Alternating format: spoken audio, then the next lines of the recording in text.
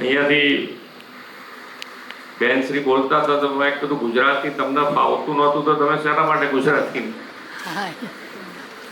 મારા માટે ગુજરાતી જરૂરી છે, પણ બીજા કોઈ ભાષા માટે બાદ નથી મારા માટે કે આ બીજી કોઈ ભાષા નાચવી અત્યારે જરૂરી છે.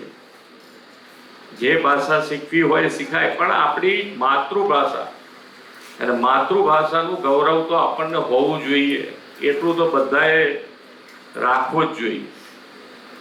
અને તો જ તમે તમારી અભિવ્યક્તિ જેને કહી શકાય કે સામેવાળાને નથી કહેતા દિલથી વાત પહોંચાડવી હોય તો એ માતૃભાષા વગર શક્ય જ નથી. તમે ગમે તેટલો પ્રયત્ન કરો તો એ માતૃભાષા વગર.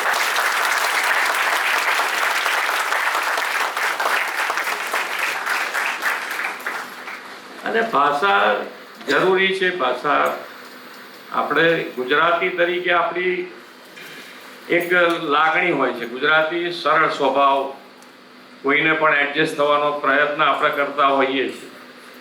અમે તો જોયું છે કે ભાઈ સામેવાળા એમની કોઈ જે પણ આવે એ પોતાની ભાષા ક્યાંય છોડવા માટેનો પ્રયત્ન કરતા જ નથી. એક આપણે જ છે કે ભાઈ હિન્દીએ બોલીએ ને સંસ્કૃતે બોલવાનો પ્રયત્ન કરીએ ને ઇંગ્લિશે બોલવાનો પ્રયત્ન કરીને સામેવાળાને એડજસ્ટ થવાનું કોશિશ કરીએ, પણ ક્યાંક શબ્દ ખોટો પર બોલાઈ જાય તો પછી એની કેટલી અત્યારે તો રીલ માટે લોકો તૈયાર જ છે કે રીલ બનાવો.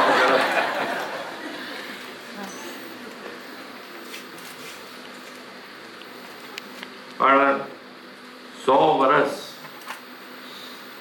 એટલે વિશ્વાસ ઓટોમેટિક. 100 વર્ષ કહીએ એટલે સંસ્થા માટે કોઈને એક શબ્દ જેને કહેવાય કે ખોટો કે એની પર આંગળી ચીંધવા માટેનો કોઈ શબ્દ 100 વર્ષ કહીએ એટલે પછી રહેતો નથી.